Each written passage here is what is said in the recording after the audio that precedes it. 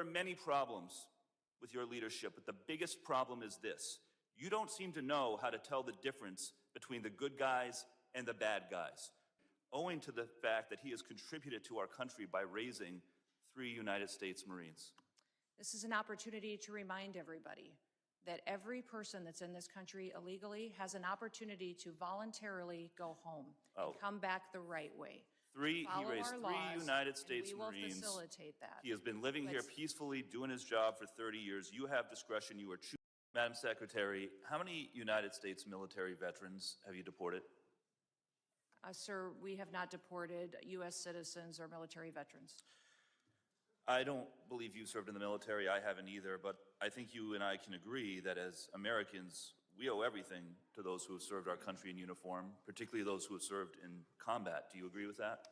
Sir, I believe that people that are in this United States that are citizens have legal status here. Madam Secretary, we are joined on Zoom by a gentleman named Se-Jun Park. He is a United States Army combat veteran who was shot twice while serving our country in Panama in 1989.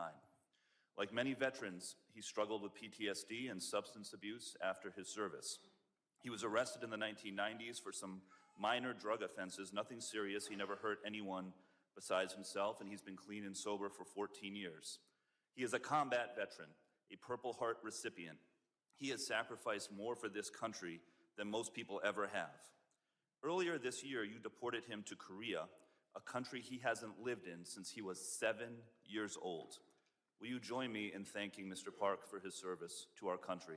Sir, I'm grateful for every single person that has served our country and follows our law. Understand that many veterans struggle with PTSD, many veterans struggle with substance abuse challenges.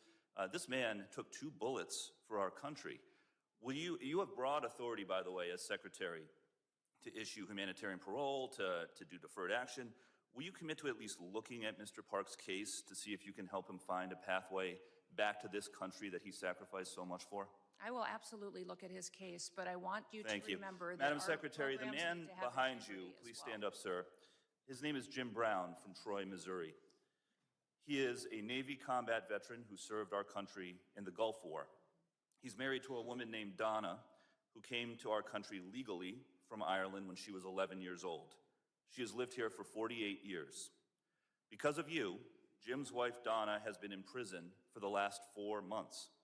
She did not come here illegally, and she has never committed any crime other than writing 2 bad checks totaling $80 10 years ago. She is currently in prison and facing deportation. Ms. Noem, will you thank Mr. Brown for his service to our country? Thank you, Mr. Brown, for your service to our country. Now, what possible explanation can there be for locking up his wife for 4 months when she has committed no crime other than writing a couple of bad checks for $80? Sir, it is not my prerogative, my latitude, or my job to pick and choose which laws in this country get enforced. You have broad discretion as the Secretary. You can issue parole, you can do all kinds of things, but you're choosing not to. Will you commit, again, to just reviewing Donna's case and reuniting this combat veteran with his beloved wife, who also loves this country? I will review the case. Now, Madam Secretary, you've already heard the story of Lance Corporal Alejandro Barranco, the United States Marine vet who also has 2 brothers who are United States Marines. Will you thank Lance Corporal Barranco for his service? Thank you for your service. His father, Narcisco Barranco, is a landscaper in California who has lived peacefully in our country for 30 years and has no criminal record. Last spring, while he was mowing the lawn at an IHOP, ICE agents tackled him in the street and imprisoned him for weeks. A peaceful, hard-working man who raised 3 sons to be United States Marines. We need men of that character in this country. Again, as Secretary, you have broad discretion. Will you consider Lance Corporal Barranco's father for parole in place to stay in our country, owing to the fact that he has contributed to our country by raising 3 United States Marines? This is an opportunity to remind everybody that every person that's in this country illegally has an opportunity to voluntarily go home and come back the right way.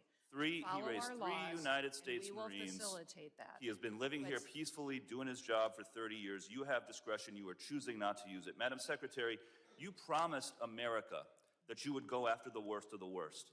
But these people are not the worst of the worst. A Purple Heart recipient, a military spouse, the father of 3 Marines. And it's not just veterans and military families. You are locking up and deporting children with cancer, mothers with babies in the NICU, United States citizens. There are many problems with your leadership, but the biggest problem is this. You don't seem to know how to tell the difference between the good guys and the bad guys. Go after the bad guys.